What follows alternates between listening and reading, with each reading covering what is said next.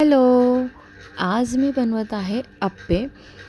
अप्प्याच्या बॅटरने तुम्ही डोसा, उत्तप्पा काहीही बनवू शकता. ह्यात तुम्हाला एकच गोष्ट करायचं आहे, प्रॉपर मेजरमेंट आणि परफेक्ट टायमिंग. हे जर तुम्ही व्यवस्थित फॉलो केलं ना, तुमचा बॅटर कधीच फसणार नाही. एकदम क्रिस्पी, फ्लपी अप्पे, डोसे तुम्ही बनवू शकता. त्यासाठी इथे मी घेतलं आहे 1 वाटी तांदूळ, अर्धी वाटी उडदाची डाळ, अर्ध्या वाटीपेक्षा थोडंसं कमी पोहे आणि पाव वाटी चण्याची डाळ आणि मेथीदाणा. मी सर्व एकत्र भिजवलेलं आहे, पण तुम्ही शक्यतो चण्याची डाळ वेगळं भिजवून घ्या, कारण कधी ते मध्ये जाडसर राहतं, तर ते वेगळं वाटून घ्या. आता मी 1 वाजता भिजवलेलं आहे. दुपारच्या 1 वाजता मी हे सगळं भिजवलेलं आहे आणि रात्रीच्या 9 वाजता मी हे वाटायला घेतलं आहे. हे इम्पॉर्टंट आहे. टायमिंग फॉलो करा. टायमिंग फॉलो केला ना, बॅटर कधीच फसत नाही. आता मी हे सगळं मिक्सरमधनं वाटून घेतलं आहे. एका डब्यात मी काढलं आहे मिश्रण. बघा, डब्याच्या एकदम अर्ध्यापर्यंतच मिश्रण आलं आहे. त्यात मी फक्त मीठ ॲड करते आहे आणि मी शक्यतो हाताने मिक्स करते, कारण तो जो बॅटर आहे तो व्यवस्थित मिक्स होतो. आता मी ह्याला झाकून ठेवते रात्रभर आणि सकाळी मी तुम्हाला दाखवते ओपन करून. हे बघा, बॅटर आपला काल अर्ध्यापर्यंत होता, आत्ता अर्ध्यापेक्षा म्हणजे पाऊण डब्बा झालेला आहे.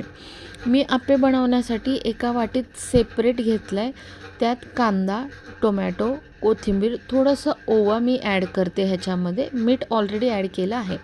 हे बघा, अप्प्याच्या पॅनमध्ये मी अप्पे काढलेले आहेत.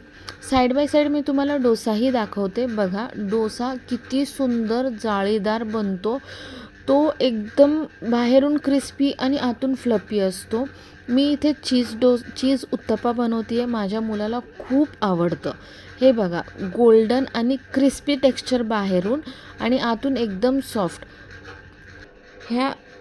हा प्रोसेस तुम्ही फॉलो केला ना, मेन म्हणजे टायमिंग आणि इन्ग्रेडियंट्स आणि माप. ह्यात मी पोहे आणि चण्याची डाळ मी ॲड केले.